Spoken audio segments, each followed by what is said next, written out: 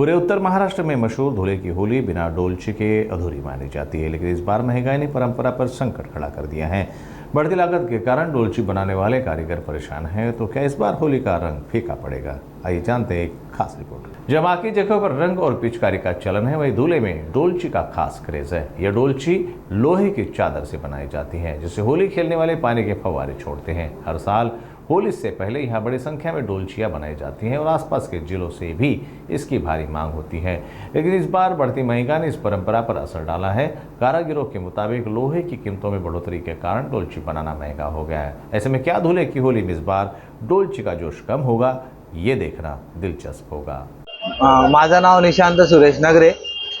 आता येत्या 13 तारखेला होळी निमित्त धुळे शहरामध्ये सर्वात जास्त प्रमाणात चालणारा ही जी डोलची आहे, या डोलचीच्या साहाय्याने सर्व लहानपासून तर मोठे तरुण या डोलचीच्या साहाय्याने फटके मारायचे काम करतात आणि हे फटके खाण्यासाठी बाहेरगावून जे आपल्या धुळ्यातले किंवा बाहेरगावचे लोक जे गेलेले ते पण खास सुट्टी काढून, जसं दिवाळीला येतात सुट्टी काढून, तसं होळीच्या दिवशी पण सुट्टी काढून सगळेजण इथं धुळे शहरामध्ये होळी खेळण्यासाठी एकदम चांगली आणि आगळी वेगळी होळी इथं सर्वात जास्त प्रमाणात खेळल्या जाते।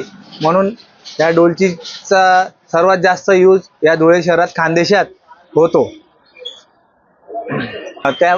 त्यामुळे डोलचीला सर्वात जास्त महत्त्व आहे धुळे शहरामध्ये आणि बाहेरून हे डोलचीचं सबके खाण्यासाठी, डोलचीचा आनंद लुटण्यासाठी बाहेरून सर्वात जास्त प्रमाणात मुलं तरुण येत राहतात।